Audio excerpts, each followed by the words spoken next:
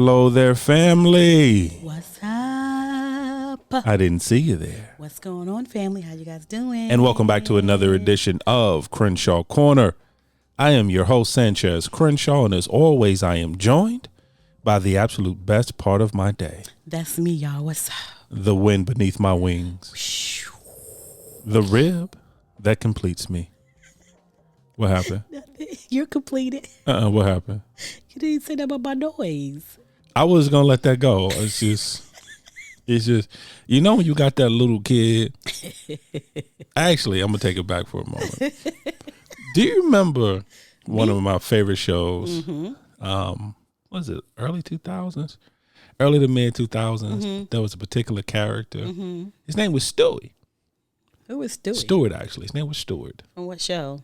Mad TV. No. And his favorite line is, let me do it. Yep. And look what I can do. Let me do it. Look what I can do. Yeah. And he would just do something random. Yeah. That's what that reminds me of. You remind me of Stewart with the just look what I can do.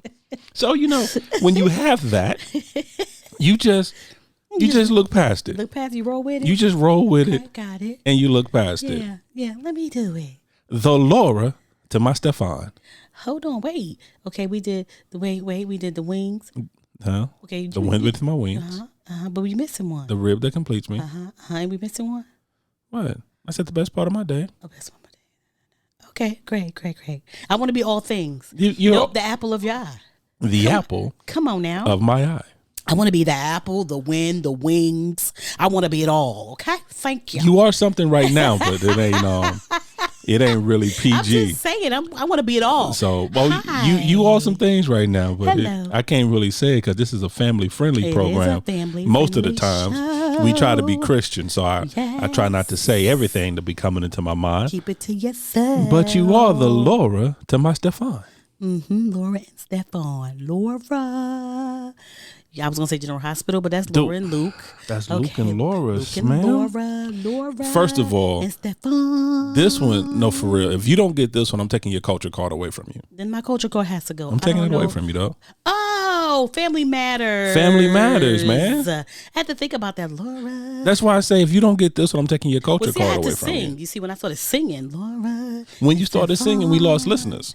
Laura and Stefan.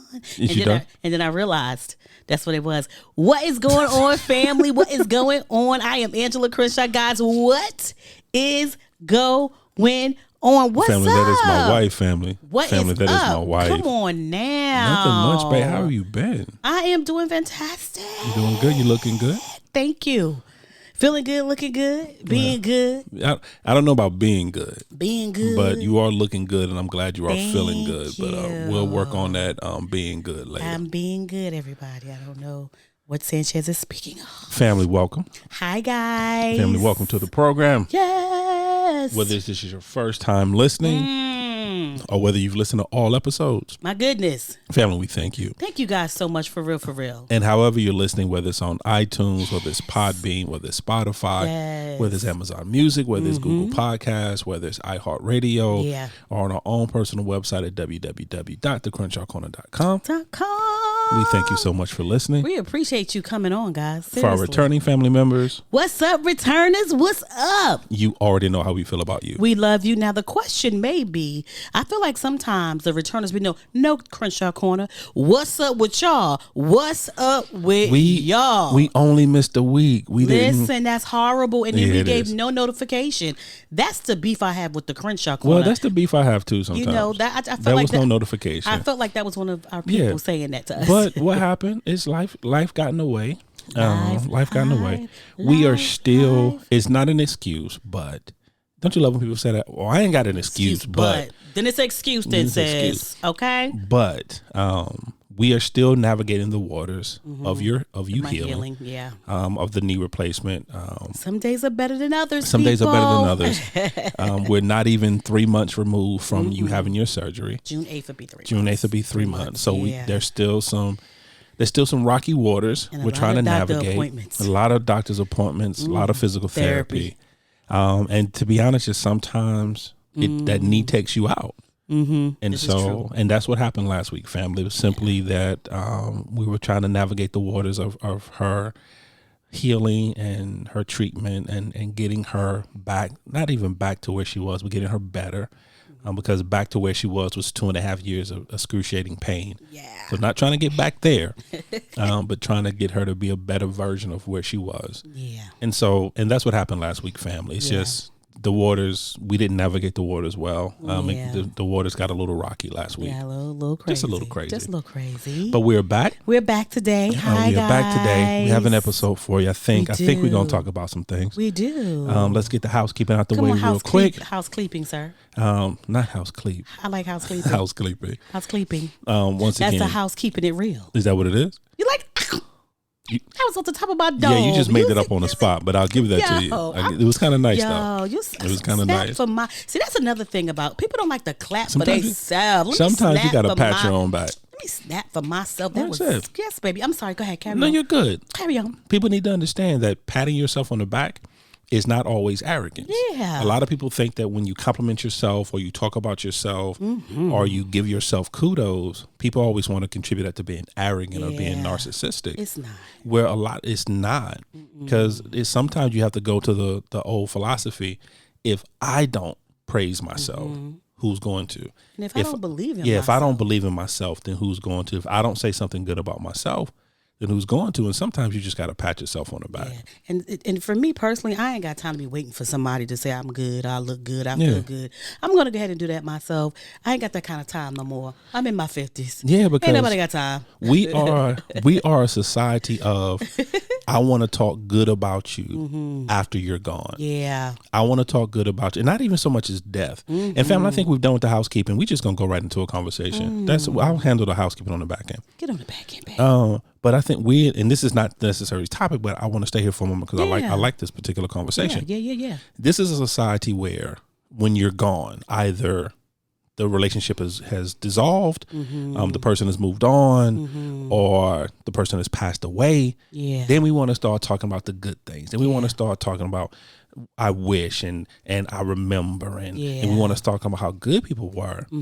But a lot of the times we don't want to have those conversations when the person is right in front of us. Yeah. When the person can appreciate what you have to say. Exactly. Appreciate knowing that they were appreciated. Yeah. The one thing that I love about my wife is that my wife is a huge believer in a kind word goes a long way. It does though. And because you never know what a person is going through and what they need and a lot of the times, because we think if I can't give you money, or if I can't give you time, or if I can't complete a task for you, that I can't do anything for you. Right. When a lot of the times, only thing a person is looking for is a kind word.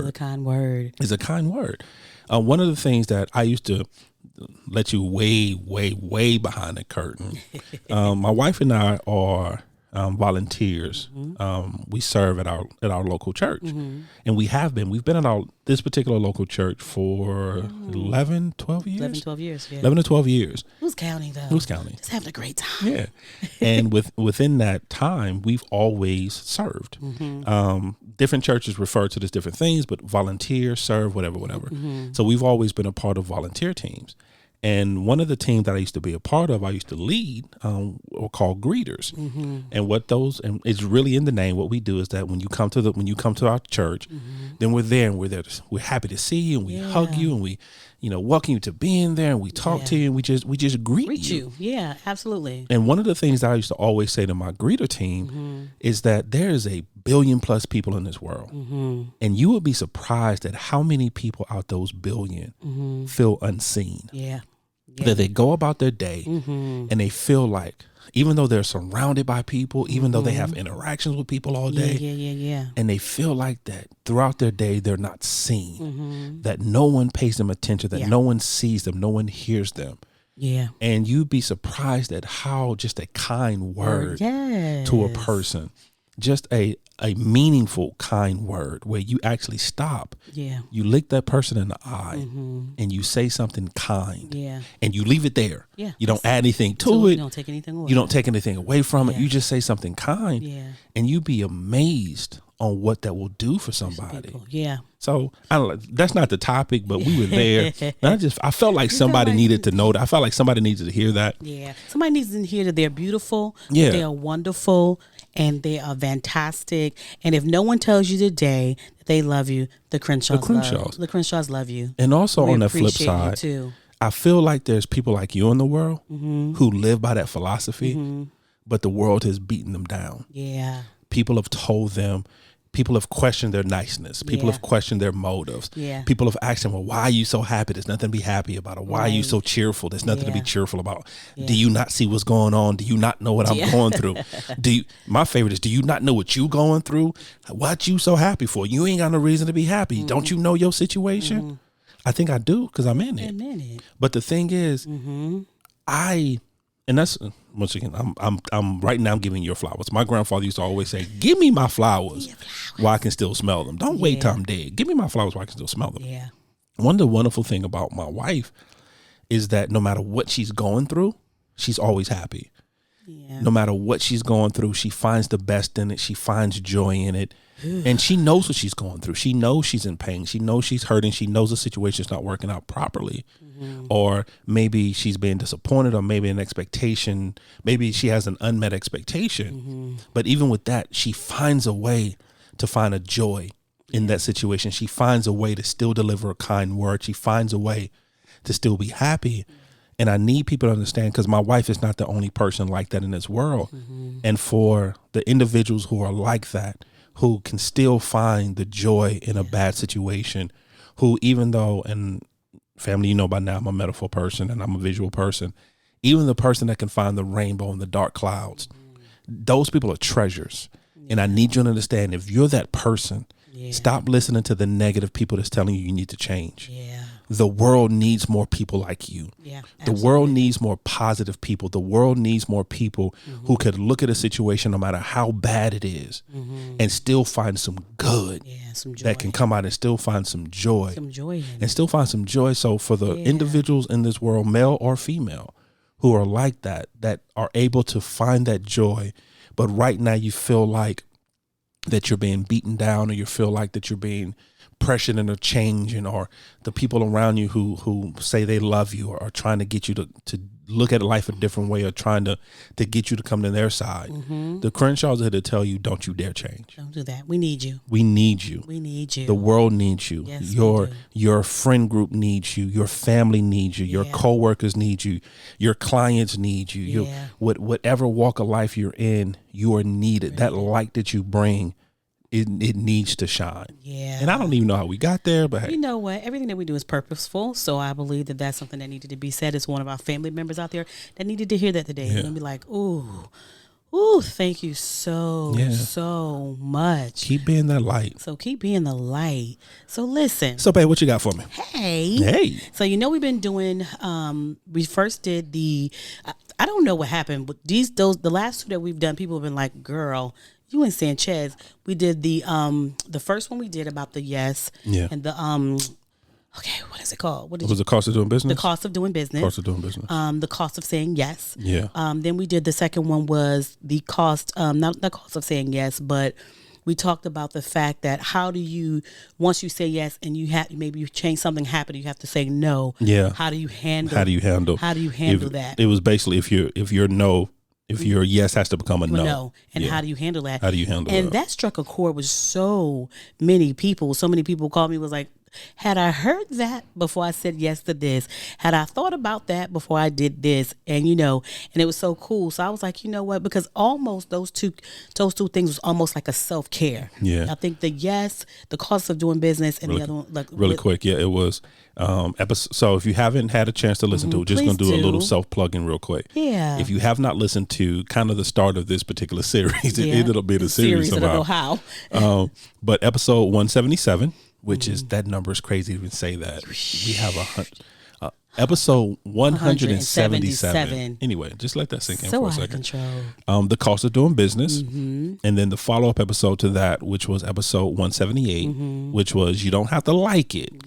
And that was basically saying, the gist of that particular conversation, like you said, if you haven't listened to it, please go back and listen to it. But the gist of that conversation was, if I find myself in a position where I initially said yes, but life circumstances has changed and now I have to say no. Right. You don't have to like my answer. But respect my answer. Yeah, absolutely. And that was the gist of that particular conversation, that you don't, even if my initial answer is a no, whatever my response is, as the person receiving that response from me, you don't have to like my answer. But you have to respect it. But you're going to respect my answer. And I hope that you understand and that it doesn't put a divide between us, but do understand that. So I realize that yes and no is almost like self-care.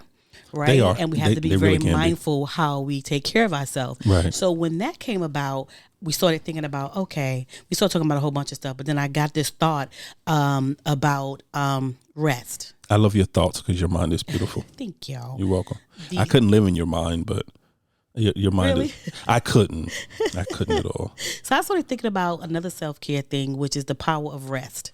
Ooh, rest. Rest. Now, here's the thing. There are people who sleep and there's people who rest. Yeah, because so many people go, I went to sleep, but I still got no rest. Yeah. Or I went to bed and I was restless. Yeah. Or I just wrestled in my sleep.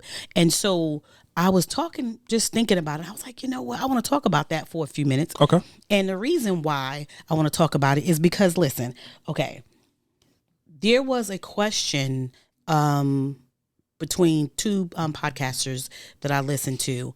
One is Anthony O'Neill. I always talk about him. Anthony O'Neill had Pastor Torre on his show. And they were talking about balance and everything. Like I told you before, that yes and no, I had heard their podcast.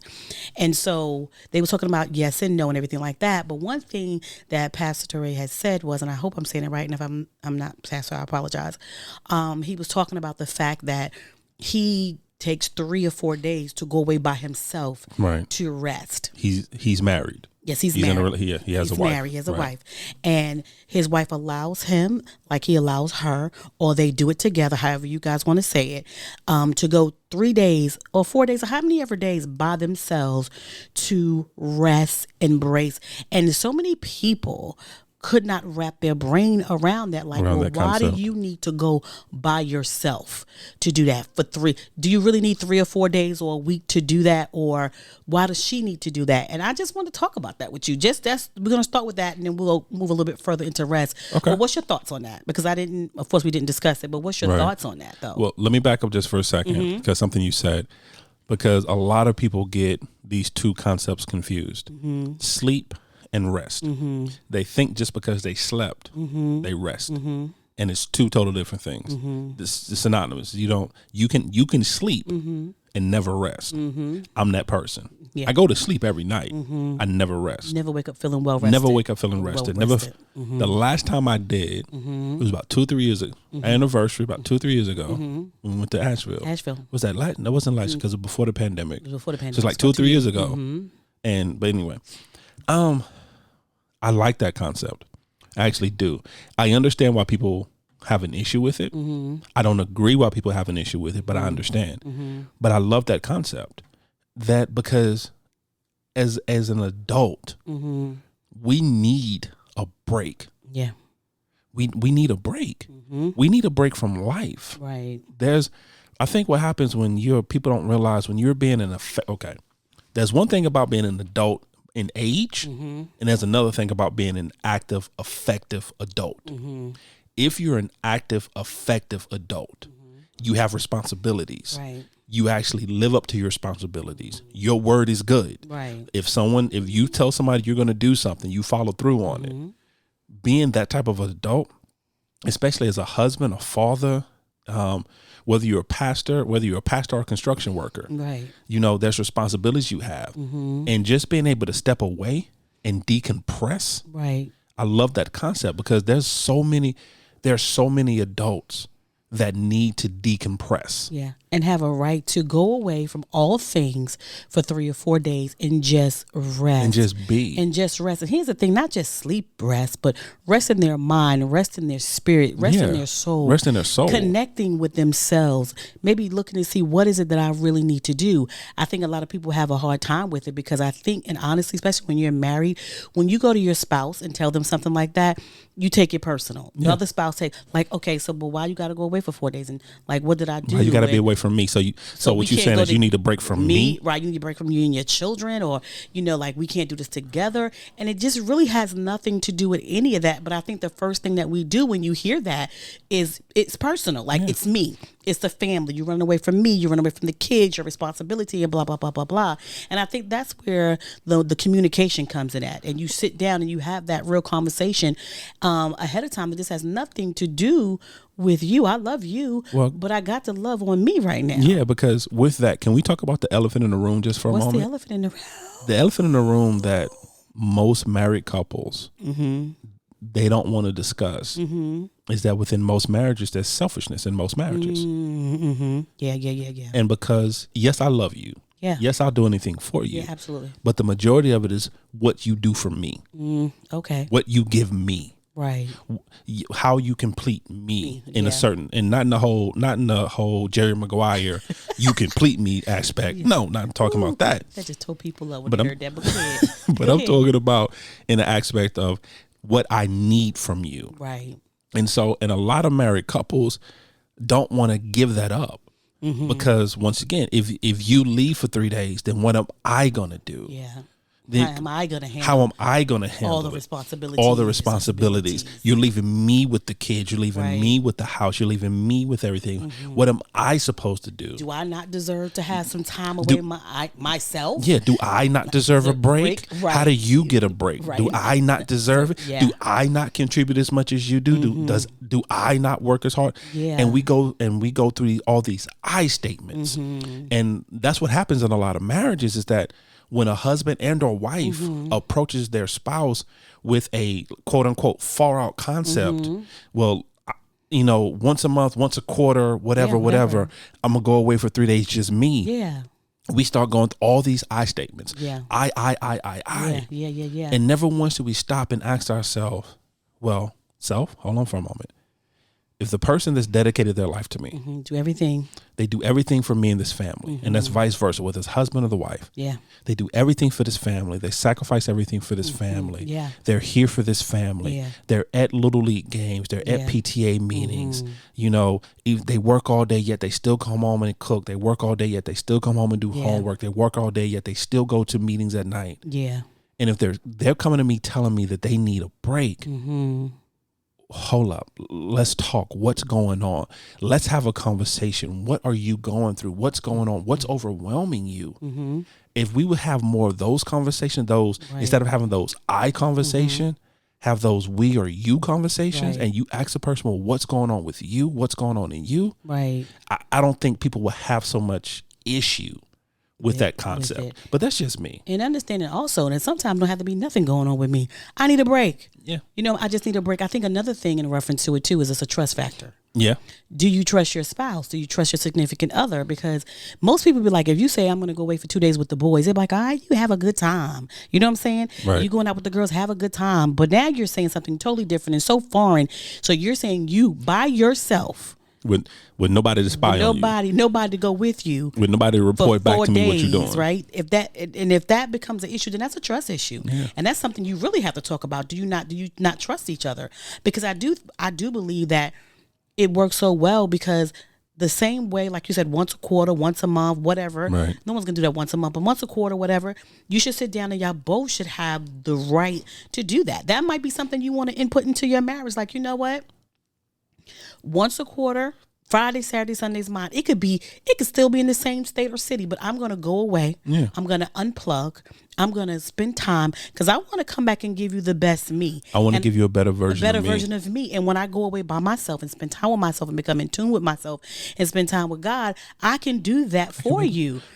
Because I think what happens as well is that we forget that within a marriage, before we became us, right? Before we became one, we were individual people. Absolutely. That doesn't change. Yeah. Now, there's a lot of aspects about things we used to do when you were singular. And certain aspects have to change. Yeah. Certain aspects of your personality needs to adjust. Certain ways you live need to adjust. You need to accommodate. You need to because at that point of the marriage, you're taking your tradition, you're taking their tradition, and you're creating a new tradition. Exactly. So so certain things have to change, but we are still individuals. Yeah. And as an individual, sometimes I need time. Yeah. I need a moment. Yeah.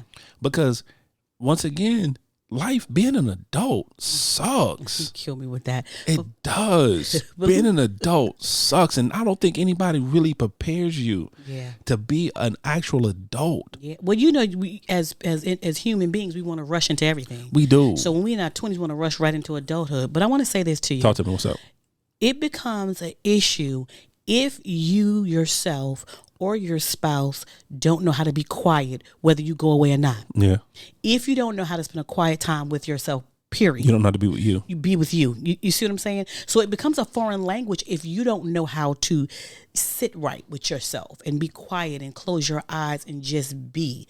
You know what I'm saying? And if you bring that aspect into the marriage, even in your household, in the marriage, then it won't be so difficult when your spouse says, I need some alone time. I need a couple of days to be alone. So that might be something too that maybe singles need to, our singles out there need to consider too, when you're dating, like, are you okay with me having alone time and quiet time? I think those kind of questions need to be had because there's some people who can handle it and some people who maybe can't handle it. And I think that would be a good conversation as well, though, to have. Yeah.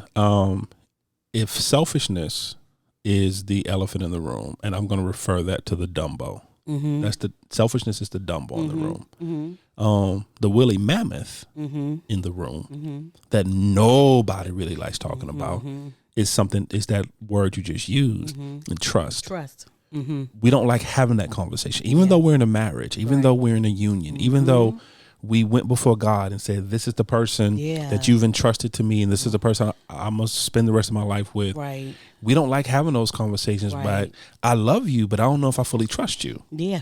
And because a lot of the times, and if we're because right now we're having an honest conversation. Yeah, I feel like we are. Because a lot of the times, my trust issues of you have nothing to do with you. Nothing. A lot of the times. Now, there are some people that ain't real trustworthy in life. They working through some things. They trying to get better, but they ain't real trustworthy. I get that. We ain't talking about that. But you knew that before you married them, so y'all got to work through it together. Work it out. But I'm talking about the ones that are trustworthy. Right. And a lot of the times, if I have an issue, and you touched on it, if I have an issue with you going away by yourself, day 2, 3 days, whatever, and it's trust, then I need to really sit down and look at me and figure out what is it about me that's the first thing that comes. That's the first emotion. That's the first trigger that comes. Exactly. What happened in my life? What did I hear? Yeah, what did I experience? Yeah, what did I experience? Yeah. What did I live through somebody else? Because if we're honest, let's have an honest conversation real quick. Because if we're honest, a lot of the things we get from our parents. Yeah. And we get from what did they experience? Yeah, or the people around us. Oh, the people, right. But now, see, you trying to get off. I'm going to stay on the parents for a second. Okay. You're trying to get off the parents. You're trying to change my subject. Carry on. I'm going to let you change my subject. Go ahead, subject. I'm on this one, I'm going to be Nehemiah. I'm standing on this wall. Go ahead, subject. But a lot of the times we see the relationships our parents had or the relationship our parent had, whatever it is, whether we were raised by both, we were raised by one, whatever. Yeah. And a lot of the times, what they went through, they put in us. Right. The lack of trust, the hurt, whatever.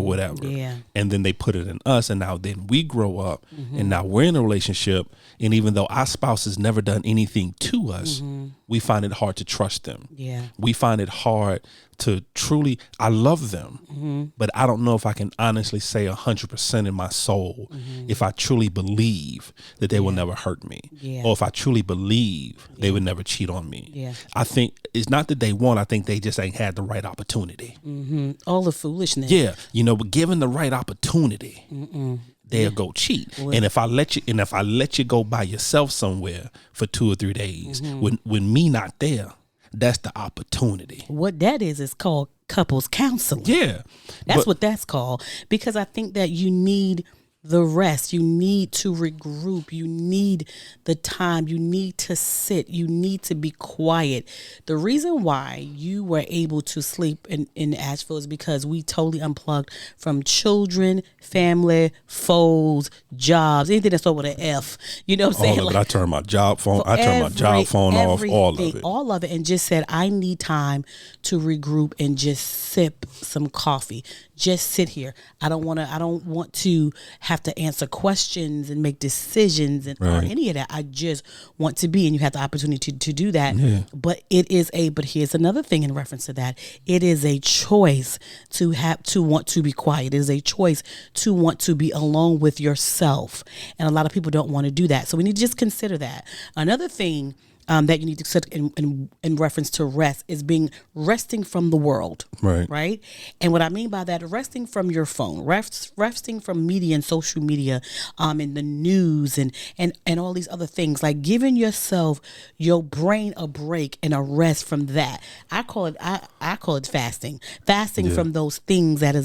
Because I realize when you go rest from those things, because I've done it several times, and I just cut television, everything, just cut it out.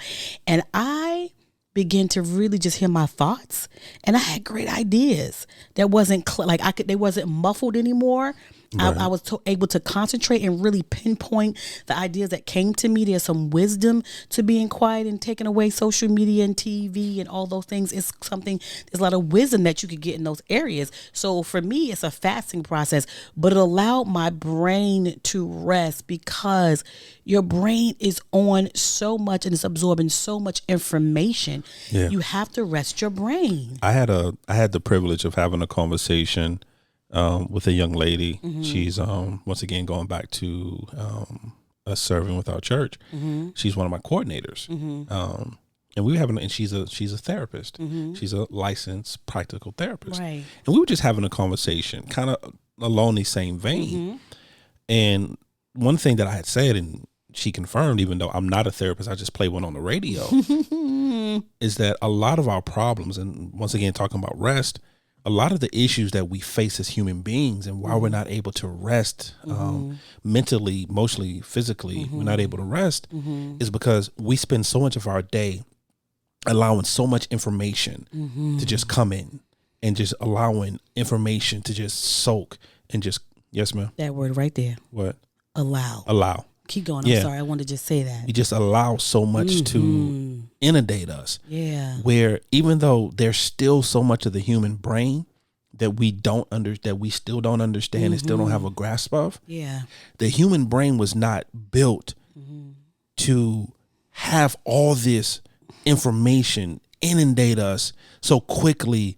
It's so quickly. It's so much. We wasn't built this way. It really, so much of us spend our day really in sensory overload, and we're trying to figure out why anxiety attacks are on the rise and depression is on the rise. It's because we're inundated. Like I said, we allow so much to hit us where we don't even have time to process it. Yeah. Absolutely. It's like the 24-hour news cycle has turned into a 2-hour news cycle. It used to be that you had a story, whatever the top story is, at least that story ran for like 24 hours. That's why they called it a 24-hour news cycle. Now, if you notice, if you're the person that sits down and watches the news, top story at 10, top story at 12, it changes so much where you never had time to absorb the first story. Can I digest that first? Yeah, and that's how it is with our life. And we're not going to lie. We're on social media as well. We use social media as a tool, but social media is a blessing and a curse in a lot of ways, because you can get caught up and go down that rabbit hole.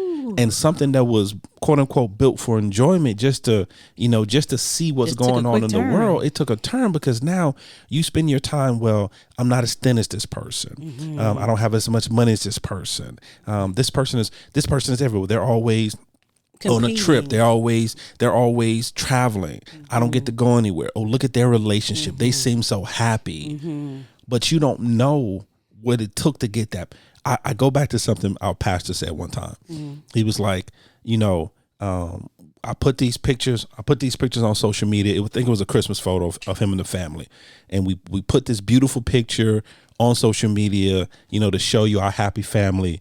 But you don't know what it took to get there.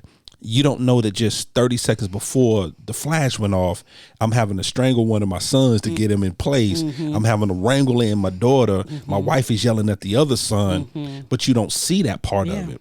Yeah. And so we spend so much time in this virtual reality looking at these other people's lives, and we spend so much time, and next thing you know, it's 2, 3, 4 o'clock in the morning, and you've spent your entire night comparing your life to a photo of you compare your entire existence to a photo op by a 30-second clip on somebody's Insta page, or a minute TikTok. Yes. And you're comparing your entire life. You're comparing your entire marriage. You're comparing your Yes. entire relationship.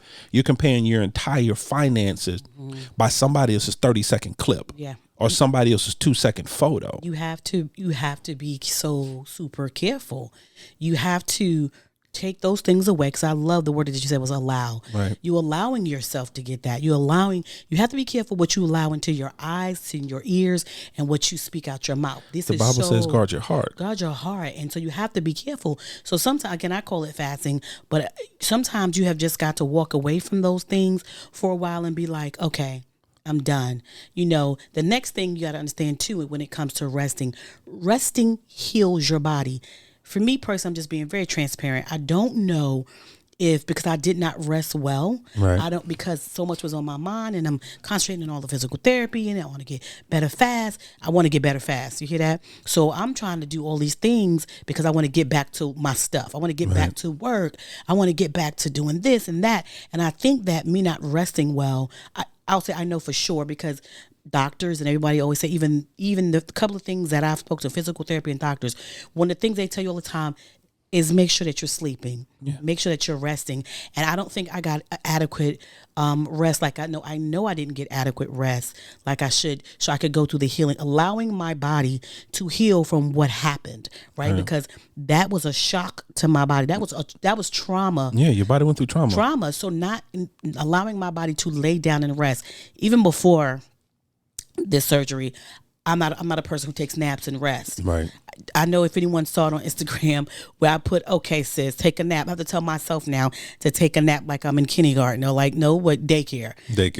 But knowing that with rest, you have to rest your body, allowing your body to heal itself, whether you had trauma or not, allowing all of your organs to come together and relax, your breathing to relax, your heart, giving your heart a break, your liver, your kidneys, your intestines, your gallbladder, everything about you when you rest is to give your body this opportunity to heal itself, because the body will heal itself. Yeah, over time, given the right situation, your body will heal itself. But if you're not resting, you are wearing your internal organs out, basically. You're not allowing those things to come and just let you relax. So that was one of the things, too, when it comes to rest. And if you're a person that's unable to rest, because the crazy part is that there are a lot of people who find it very difficult to rest, who find it very difficult just to be still. Yeah.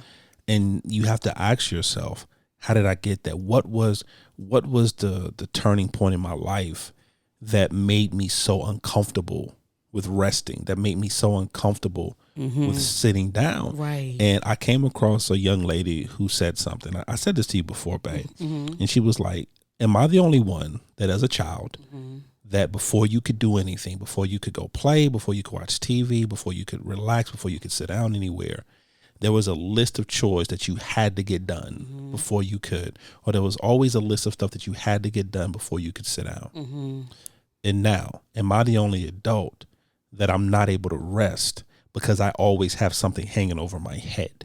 And you have to ask yourself, what was my turning point? What was my ground zero that got me to the point? Because like for me, I know it's just that for me, because as a child, I was never allowed to just rest. I had to be doing something. There was always something that I had to be doing, whether it was cleaning my room, cleaning the house, vacuuming, dusting. There was always something that had to be done. Right. And now I've turned into an adult where I don't know how not to do anything now. I don't know how to rest, because if my body's lying down, my mind is still racing. Right. Because there's always something that has to be done. There's always something with my job that has to be done. There's always something with the family has to be done. There's always something with Crenshaw Corner that has to be done. So my mind is forever racing. It's an internal checklist that my mind is always going through. Yeah. And it's like those old cartoons or old movies when a person rolls out a list and the paper just keeps going and keep going and keep going. The scroll. And we're 14 miles down the road and the scroll is still going. Yeah. And that's my mind. So I say to family, if you're the type of person that you find it very difficult to rest, if you find it very difficult to just be, then I need you to do a true self-evaluation and figure out, how did I get here? Yep. And once you figure out how you got there, take it little by little. Okay, today I'm going to lay down for 5 minutes. Just 5 minutes. Now, this is the tricky part about someone who hasn't rest. That 5 minutes is a long 5 minutes. Don't do it on when you at work in the car. And you're going to take in your lunch break because you mess around this nighttime. So I don't need you to do it then. Another thing that I realized in reference to rest, in order to have rest, you have got to have boundaries. Okay. Yeah. So that means, because here's the thing I realized, when you have boundaries and when you know how to say no, you can rest. Because what happens is when you do things that you do not want to do, there's no peace. And when there's no peace, there's no rest. Right? Say that again for the people in the back. Where there's no peace, there's no rest. There's no. And so you have to understand that you have to have boundaries of what you will and will not do. That is part of resting. That everybody thinks that sleeping is just resting. We're talking about the whole facet, and this is not even the whole facet of resting. Right. So we just touching just the tip of the iceberg of what resting is, but also knowing that if you have your boundaries, right, and you know when to say no, that you can rest in that. You can rest easy, that you're not doing things that you do not want to do. Because when you do things that you do not want to do, it is heavy on your heart, it's heavy on your body and your mind and your spirit. And so you have to be mindful of that. So sometimes there's resting in the no. There's super duper resting in the no, you know? And once again, you know. And once again, understand, and I'm going to go back to our last episode just for a moment. When it comes to your boundaries, please understand. Yeah. When you set your boundaries, people do not have to agree with your boundaries. Absolutely. But they must respect your boundaries. Absolutely. They don't have to agree that you said no. Right. They don't have to agree that you said, I won't do this before this time frame, or I won't allow this to happen before this event happens. So they don't have to like your answer, but they must respect it. Right. And anyone who does not totally respect your boundaries does not care about you the way they say they do. Absolutely. So I need you to understand that. And that's another thing. We're going to touch on this another time as well. But my favorite word right now is regard. And what I mean by that is that we have people and I know we're not the only ones. We have people in our lives that we know love us, but they don't regard us. And what I mean by that is that they love us, but what they want from us is more important than what we need at that moment. What we need. And we have a lot of people, and I'm pretty sure we're not the only family members who have this. So understand that when it comes to your boundaries, people may love you, but they may not have any regard for you when it comes to your boundaries. So that's why you have to stand firm in your boundaries. You have to stand firm, because that's where your rest is going to come from. Absolutely. When you start setting your boundaries and you start drawing those lines in the sand, those uncrossable lines, like my wife said, that's where the rest comes in, because at that point you have a peace of mind. Because at that point you have tunnel vision, where you're only doing things in life that you want to do that benefit you. You're only doing things in life that God put in your life. You're only doing things in your life that God has spoke to you about doing. Because that's where the boundaries come in at. Because because when you don't set proper boundaries, that's when you find yourself doing things that A, you didn't want to do, and B, you shouldn't even be doing in the first place. Right. And there's no rest in that. There's absolutely no rest in that. I think too, and anybody who knows me know I'm huge on life designs, right? Of designing your life the way you want to see it going. And when you design your life the way that you want to see it going, what will happen is, what I've realized is that because I fell off. I have this whole life design, but I realized the moment that I moved away from my life design, all heck broke loose. Right. What I mean by that is my focus was off. Your focus was I was all over the place, and I was doing things that had nothing to do with my life design. So then my life design started lacking. So what I'm saying to you is this: having a life design of where you want your life to go and what you want to do, or your purpose, being purposeful on what you're doing, will allow you that when people want something from you, you can say no. If it's not attached to my purpose, if it's not attached to my life design, then I cannot do it. That's where the rest come in at. That's another way where you're resting, because if someone asks you for something, or you're allowing this information, here's another thing: if what you're listening to, what you're reading, what you're talking about, and what you're doing doesn't line up with you, and I'm telling you, I'm not being hypocritical, fell all the way off, like the cliff just dropped. right? I realized that when I stopped doing what was part of my life design, I wasn't reading what I was supposed to be reading and looking at what I was supposed to be looking at and doing all these things. Then at that point, I had no rest. I had absolutely no rest because I wasn't doing what I was supposed to be doing. So once I went back and looked at my life design and go, hey, what I'm doing right now what I'm reading ain't got nothing to do with what I said where's my future going and my purpose. No, don't have nothing to do with that. Once I realized that and try to reel myself back in, things got better. So what I'm saying to you guys, have a life design. And if what your life design is or your purpose design, look at those things and see if what you're doing lines up with that, because that's where true rest comes in at too. Because that'll allow you to be like, since that's not what I'm supposed to be a part of, I'm not going to do that. Right. I'm not going to go here. I'm not going to go there. I'm not going to be a part of this because not part of my life design. And that's where you get the rest. And so I just think that you have to understand that we need the rest for our mind, body, and spirit to heal. Without rest, we're going to be in pain. Hear me again.